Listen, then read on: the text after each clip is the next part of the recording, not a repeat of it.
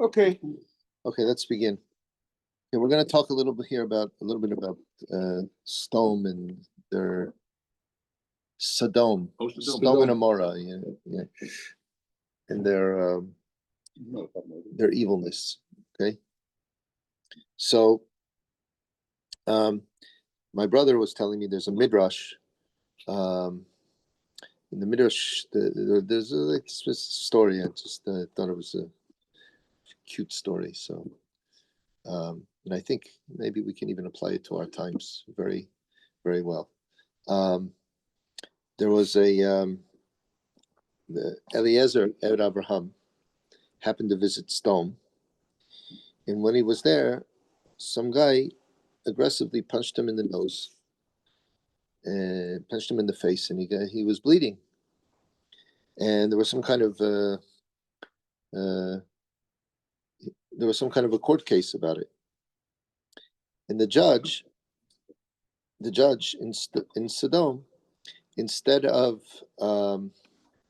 obligating the attacker to pay Eliezer, he said, "Listen, bloodletting is a very healthy service. In those days, they used to heal through bloodletting, and therefore you must pay service costs to the man that punched you in the face because he helped you bloodlet." So, a little bit of reverse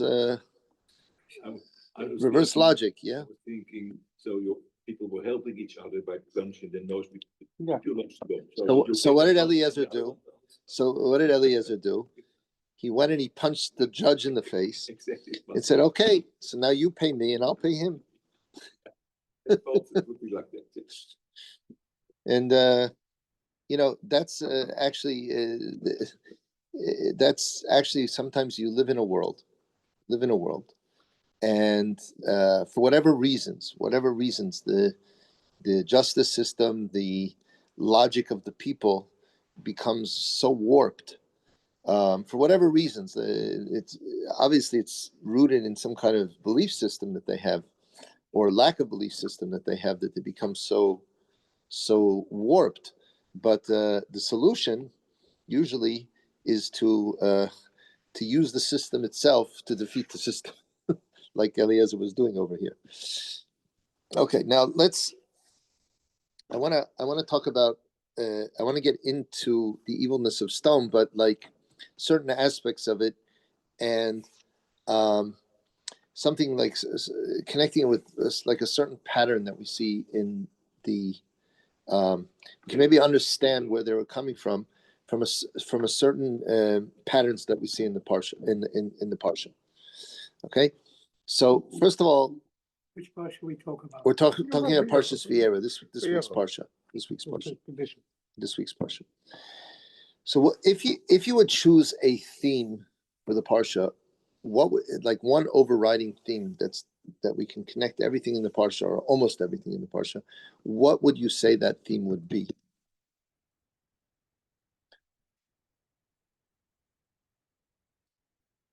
This goes about the Akedat Yitzchak. Yeah.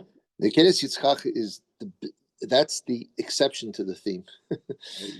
Even though it says in the parsha Acharei Hadvarim Ha'eleh, and there's a big question about what happened that after these things. Well, what's the connection between that and the Akedah? Maybe Yirat Hashem. Okay. I would say, actually, no, it's not my. I heard this from his name. I never heard him before, and I heard a lecture last night. And the things I'm speaking about is more or less based on this lecture. His name is Rav Shmuel. You have to say things B'Shem Amro. Rav Shmuel Greenberg. Somewhere, I don't know where he's from. He's obviously American, but I don't know anything about him. But he spoke very well. He claims, and I kind of agree with him, that if you think about it, you have to look into it a little bit, that I mean, it begins with Avram Avinu wanting to do Haknasas Orchim, right? Like he's looking there for guests, Even and the guests come, and how he does the Haknasas Orchim. wait, even God could wait. Hashem. Yeah, he says, "Wait, God, wait, please, don't leave me, but I got to take care of these guests." And we see that he was very, and the Chazal tells us he was very sad that because God took out the sun from its to make it a very hot day, so the guests would not come. But Avram Avinu was so sad that he didn't, because he's so connected. Because it says in the end of last week's parsha, V'yital Avram Eshel, he planted a. The question is, what was an eshel? An orchard. He planted an orchard for his Hachnasas Orchim, right? So that he would always have not just food, but he would have delicacies for his guests. It wasn't enough to just give them a peanut butter and jelly sandwich or something. Just give them a quick. No, he wanted them to have the best foods. So he planted an orchard so he could serve his guests delicacies. Okay, that's one explanation, and the other one is Achila Shtia. Eshel was a hotel. He created a whole hotel, and it was a whole Zorchim operation. I forgot to turn on the shear, so we're saying here. I'm just going to recap. We're saying over here that what I think is the main theme of the parsha is that we're going to talk about the evilness of Sodom, but in the context of noticing that there's one major theme in the parsha. We're going to try and put everything in the parsha into this theme, and that is, you notice Achnasas Orchim. Avram Avinu, Hashem takes the sun out so that he can heal from his mila. In Avram Avinu is sad that he can't do Achnasas Orchim, and we know that he's very big in Achnasas Orchim because he planted this eshel, and the eshel stands for Achila, Shtia, and Lina, or Levia. Lina means sleeping, or Levia means escorting.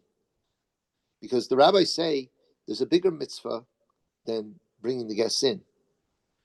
You know what that is? Taking the guests out.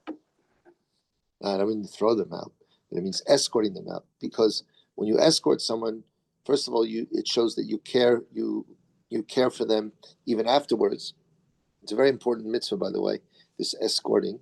That just the fact that you escort creates a certain protection. It creates a certain protection for the person who's being escorted out.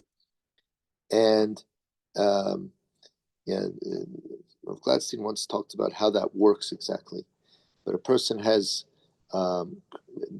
it's like the fact that he wanted to say the fact that you have a will to help somebody, that creates a reality in creation, and that will actually protect him. It's almost like creating an angel that will protect him. Showing that you care about him that's the power of a person's will. So it's very important for his protection that you actually escort him. But it also shows that you care about him, and so it's a certain feeling it gives the guest. So it's the escorting is part of the Hachnasas Orchim. Okay, now, so that's the Eshel. And there's a famous story. There was once a house that used to do a lot of Hachnasas Orchim in Vilna, and this house burned down. And they asked the Gaon of Vilna, how can it be? This person, he did so much Hachnasas Orchim. How come the house burned down? So he says, because they didn't do the escorting. And so if you take Eshel is Achila, Shtia, and Lina, sleeping, or escorting, Levia, right? The escorting. If you take away the Lamed from Eshel, you're left with fire. So that's what happened. They didn't do the escorting, so the house burned down. Okay, so it's a good answer. It's a pretty good answer. Pretty sharp answer. Yeah. It's actually in Holland when you have guests, you stand with an open door, and you lead them to the door again, open door, and say goodbye. So they take the atmosphere of being a guest outside also. Oh. So they can spread it around. it's a very good. It's not that you want to get that you want to get the. No. Sometimes they stay the opening of the door and talk about it, and then they leave. Oh, I see. It's a good sign. Okay, very good. It's normal. Very good. Yeah, but in order to do that, you have to also bring them in. Of course. Yeah. Okay.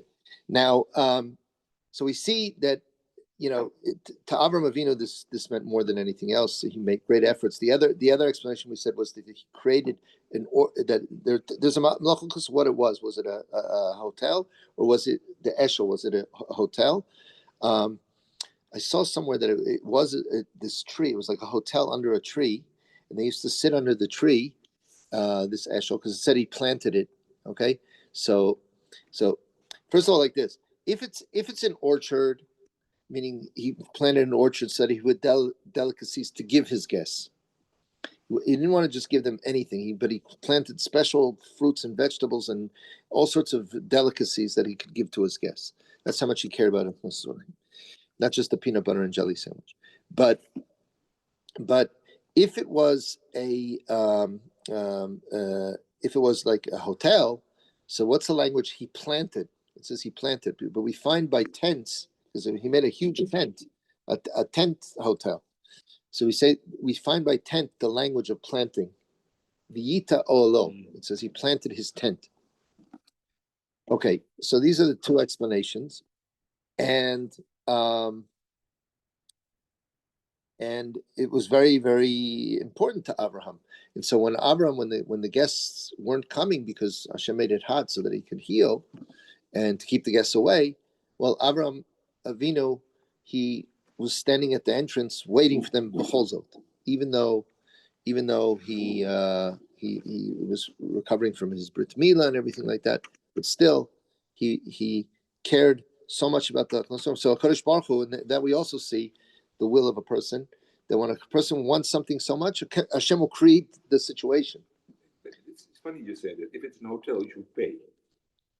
You don't get a free meal in a hotel.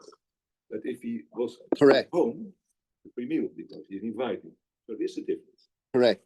So actually, once there was a payment. Okay. The payment was to recognize God. That was it. Once I heard it goes overnight. No, they could stay for a long time. Okay. But they had to bless God, accept God, give up avodah zarah, sign on the dotted line. You are now committing to give up avodah zarah. Now, once apparently Nimrod needed the achnasas orchim of Avram Avinu, and he stayed with him, and Avram Avinu gave him an enormous bill. Yeah, this was after he had thrown him in the Cheshvan and everything, and they had made a they actually had made they had made a treaty. Avram and Nimrod made a treaty, okay, because Nimrod wanted to make a treaty after he threw him in the Cheshvan and he came out. They made a treaty with him. However, this is very interesting. I heard this from Victor. It's getting off topic, but it's really interesting. I think could I just say it because it's very much like what goes on today between these treaties that are being made and everything. When Abraham came out of the Cheshvan, this was a tremendous embarrassment to Nimrod because he was just completely proven wrong. He couldn't even punish Abraham. It was a complete, poof. He completely obliterated Nimrod, and Nimrod was having a hard time getting over it. Okay, I'm sure he had quite a big ego, and it was quite difficult for Nimrod to this. But he had no choice to make a treaty with Abraham. But he wanted revenge. Nimrod wanted revenge. Now, Nimrod found the opportunity to take revenge and to get the last word in. How was that? Lot looked very much like Abraham. They looked almost identical. That's one of the reasons why Lot that Avram said to Lot, we have to separate because your cattle are eating in other people's fields, and people are going to think that it's my cattle, and I can't have that because you look like me. So we have to. That was one of the reasons they had to separate.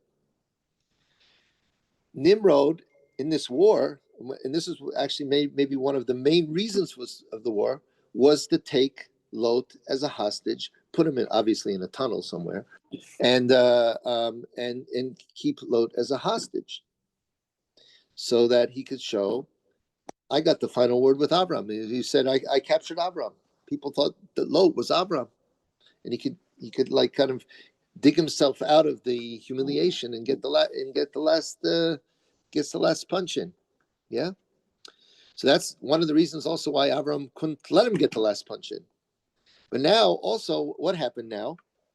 What happened now was that until now, why didn't Avram ever take revenge on Nimrod for throwing him in the Kibshan Aish? Avram wasn't some kind of woke leftist that, revenge is not nice and we should never take revenge. And no, if someone's an enemy and someone tries to kill you, you go and you kill him. That's it, finished. Who cares what they say?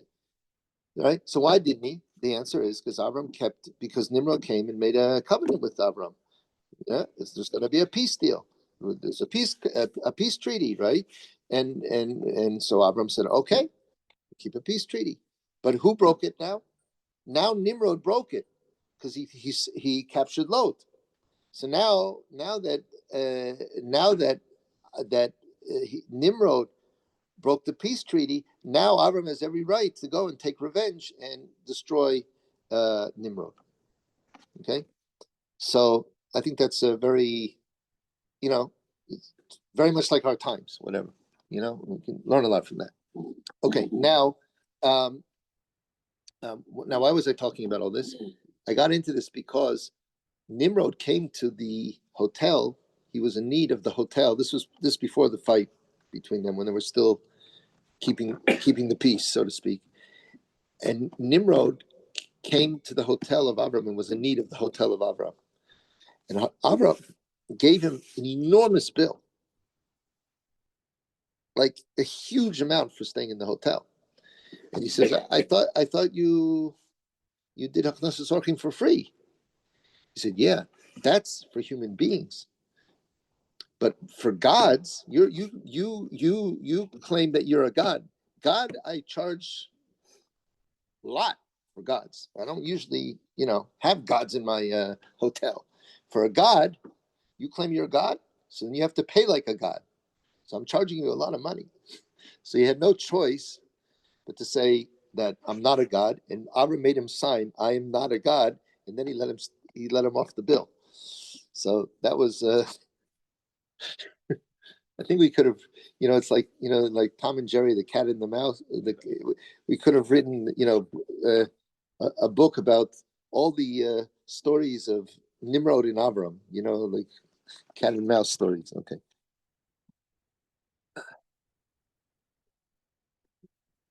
Okay. So anyway, we begin the Parsha with the Achnasas Orchim of Avram. Then Hashem actually creates malachim to come, or sends malachim to fulfill that Avram could do the Achnasas Orchim. But the malachim are also telling about the birth of Yitzchak.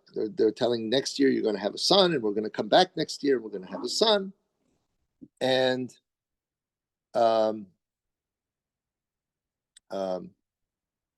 very nice, but that doesn't seem to have anything to do with Achnasas Orchim. But it seems that they're linked.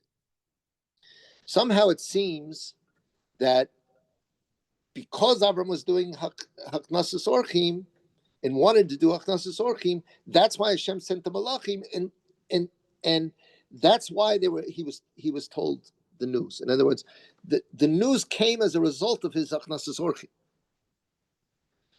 And I have to tell you personally, my mother, in other words, I'm the oldest one in the family. Then I have a sister that was born a year and a half after me, and then another sister was born after me, and then my mother had 3 miscarriages in the following years, and only after 16 years, my brother, 16 years, my brother was born. 16 years after not after, after me, 16 years after me. And that's the brother who his son just had the wedding. Okay, that I went to Israel for. Yeah. Okay, it was a beautiful wedding, beautiful. But this son was born 16 years after. And the rabbi, we were living in Atlanta at the time, and the rabbi at the time said it was b'schus that we adopted. We were the first in Atlanta to adopt this, because it was in 1979. I was in 8th grade. That was the whole overturn of the Shah in Iran, right? Mm-hmm. And we adopted 2 boys from Isfahan, that their parents were stuck there, and they had just come, and they had an older brother who was learning in Georgia Tech University, and he couldn't really take care of them, and we adopted them, and they lived with me like brothers, all through high school. And they actually, and the rabbi said it was b'schus that we did this achnasas orchim, that my brother was born. Adopting in Holland means that you make a legal situation out of it. It wasn't legal, no, I mean, but they just lived with us. They lived with us, and we took care of them, and my mother treated them like children, gave them a room. They stayed with us. They ate with us. Everything, she took them like children, like her own children. And he said it at home. And and the rabbi said it was really b'schus that my brother was born.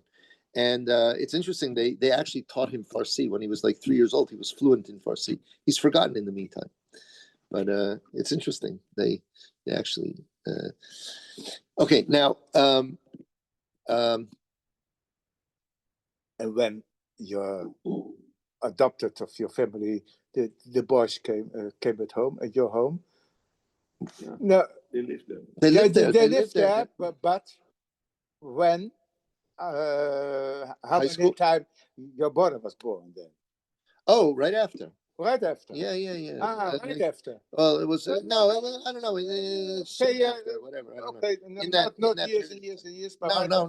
Right. Directly. Soon after. So, yeah. Okay. Yeah.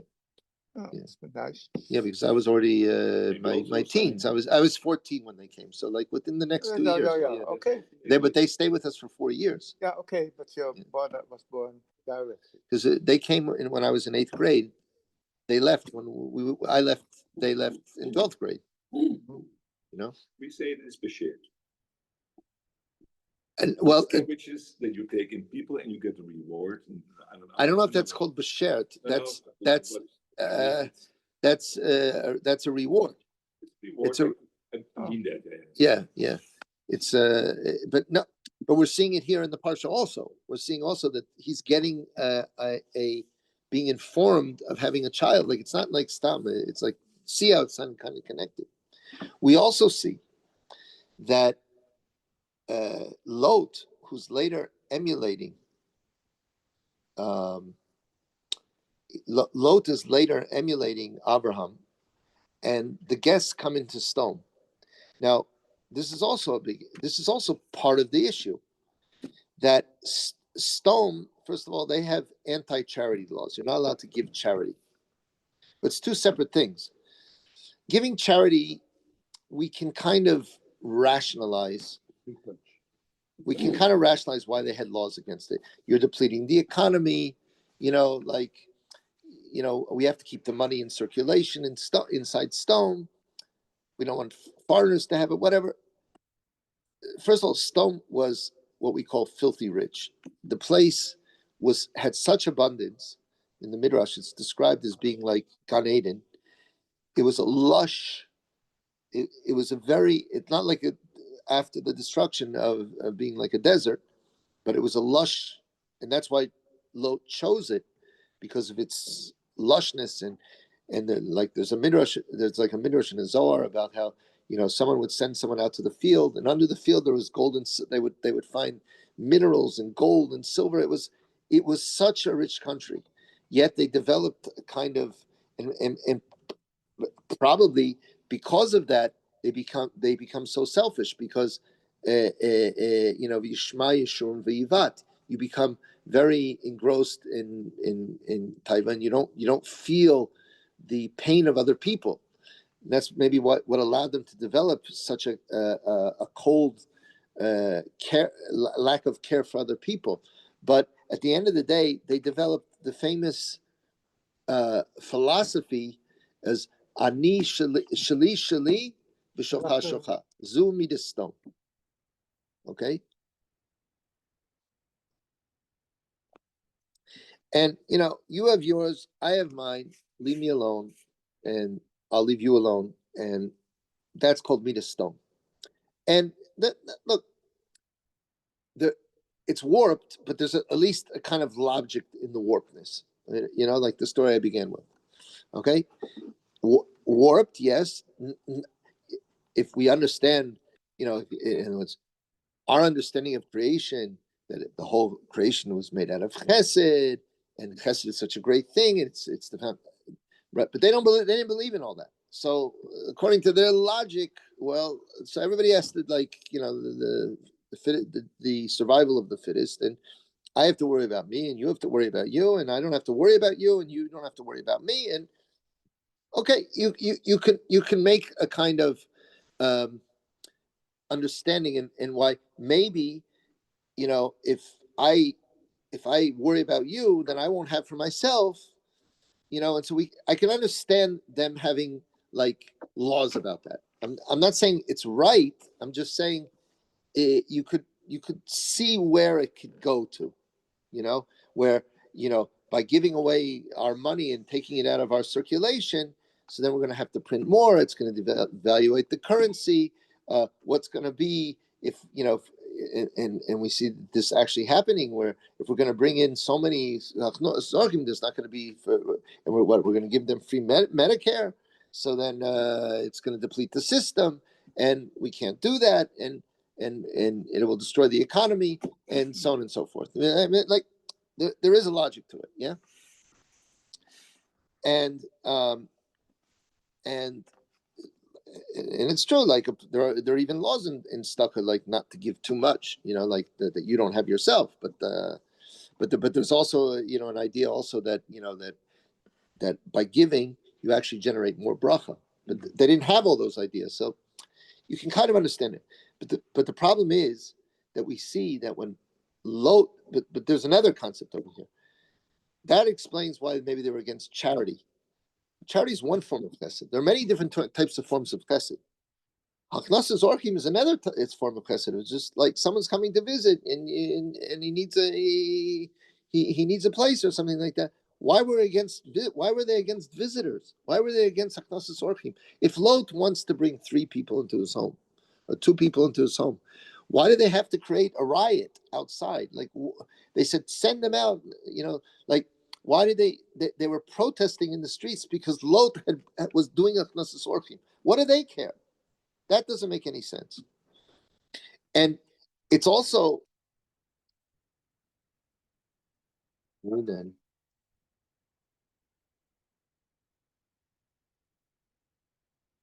I just want to turn it off. I don't know. You don't have to do that. It stops by itself. Ja.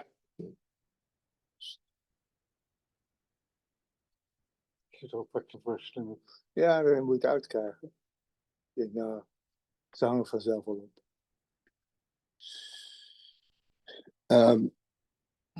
Yeah. So we can understand charity, but we see over here that they made a riot and they were protesting with real aggressiveness that we are not allowed. We're not allowing you to do achnasas orchim. It's Lot's private business. What do they care? What do they care? What if you want to be an idiot and give away your money? I mean, like, if you could throw your money in the sea? I don't think they cared. Why? What did they care about that Lot was doing achnasas orchim? Why were they against it? And it's a little bit. The last thing that we see before they destroyed the city was this: that they were protesting right? Yeah. So, no, I'm connecting it. I'm saying just like we find that by doing Achnasas Orchim, Avram had a salvation, and he was, so to speak, saved by being told the tremendous news that you're going to have a son, which was everything he wanted to hear in life. We see that Sodom, they were destroyed right after they closed the gate, after they were like Beshita were against Hachnasas Orchim. That was their final judgment, right? With all the other things that they were doing, with all the immorality and everything like that, it's a bit implied from the Torah, just like it's implied from the Torah, that the angels are coming to tell Abraham about this as being the messengers of Hachnasas Orchim. The Torah kind of tells you how the destruction began immediately after this protest against the guests. That's what you see. And also, we see a bit that Lot is immediately saved after he does the Achnasas Orchim also. So we see that Achnasas Orchim is saving, and not doing Achnasas Orchim is destroying. So you see, this is like a big theme of the Parsha of Achnasas Orchim. Saying in Holland, it is like dat deed de deur dicht. Two sides of a door. The one is Sodom, and the other one is the other party. Yeah. And to say that deed de deur dicht makes a closure from the events or the situation. The events, yeah, where you're standing. On which side of the door do you stand? On which side of the door do you stand? And are you inside or outside? Is the door closed for you? Or is the door open for you? And also, and I think there's a remez in the Torah to what you're saying. I'm gonna tell you where. Also, and on which side of history are you standing? But I think that actually is the remez, that it says they couldn't find the door. It says they surrounded the house and they couldn't find the door. Meaning, it's symbolic. It means they couldn't find the door, meaning they didn't understand what it all, they didn't know what the door was. They didn't understand. They were like closing the door on themselves because they had a misunderstanding of what, that Achnasas Orchim is the door. Now, also, we have to explain the Parsha, the big part of the Parsha, like you said, the Yera, everybody thinks of the Akedah. What does the Akedah have to do with all this?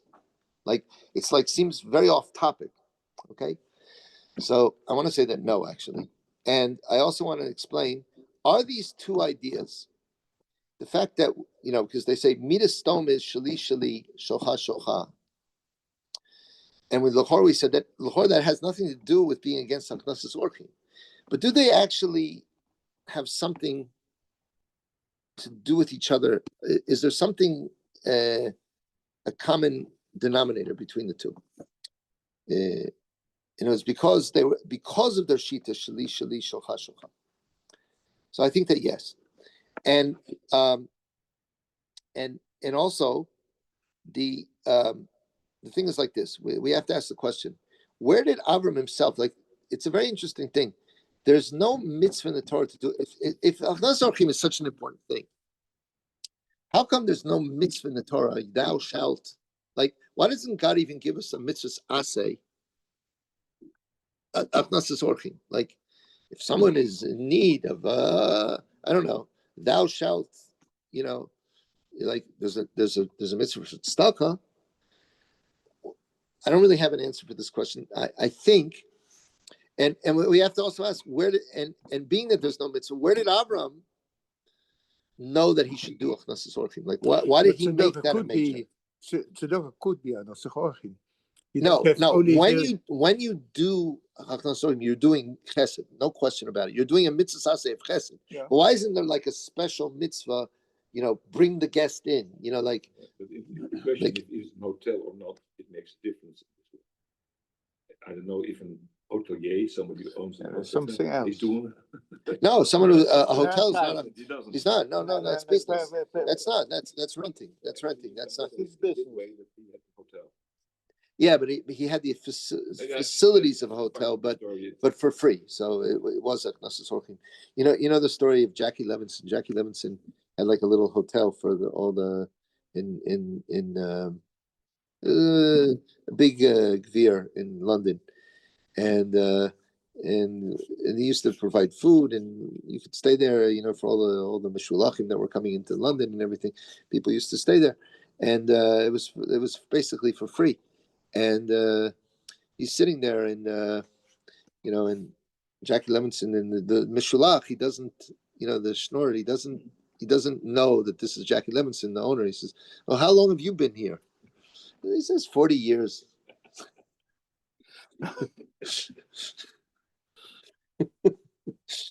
Okay, so recommended the free meal, and 40 is already a free meal. Yeah.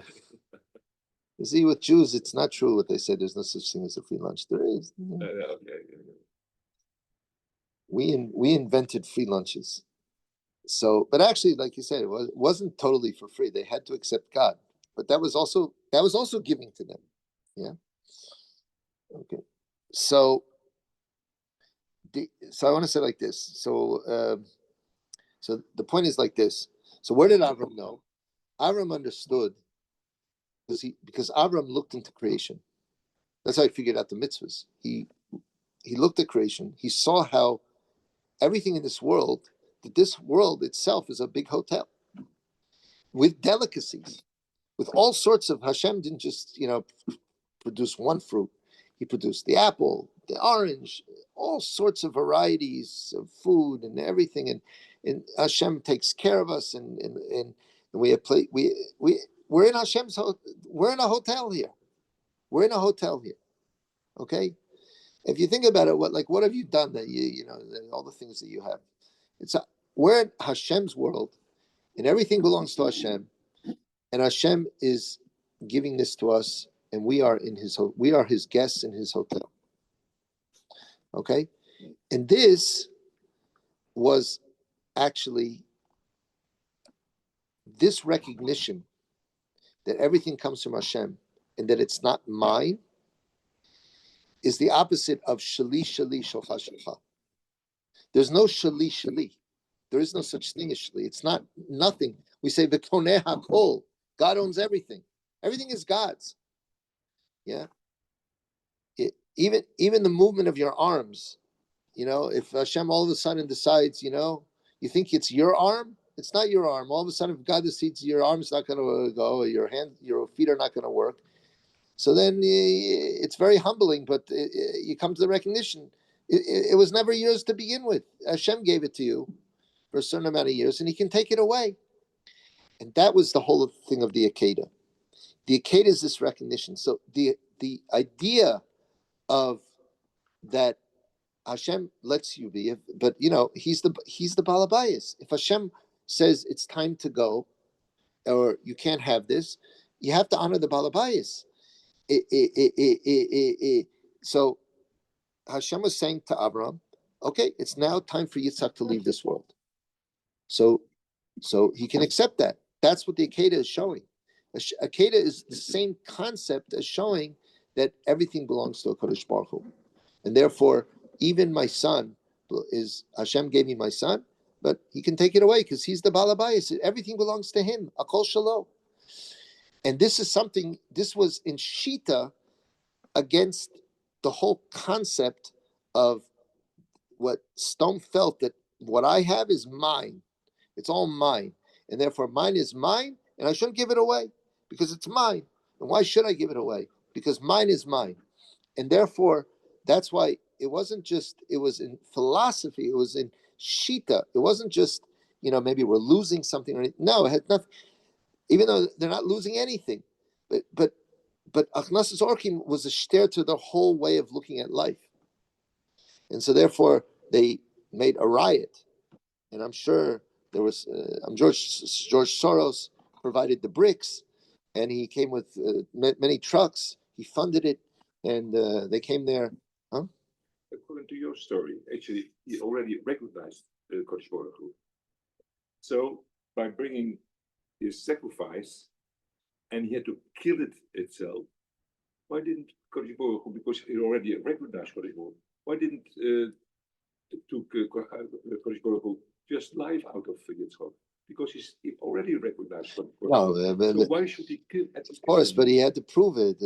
Every Nisayan is like that. But For us? No, he had to prove that he was willing to go all the way. That it wasn't just theoretical. That he had to. I understand, but for the intention of it. No, so actually he did that. Kodesh Baruch Hu proved that he was willing to go through with it ad kedei kach, and then he didn't make him do it actually because it didn't need to be done. That's actually what happened. Okay, and so that's why this is not. This was Beshita. It was the whole philosophy, and therefore they were very deeply against this. Okay. Maybe we can stop here. Is that okay with you? This is okay. That's okay.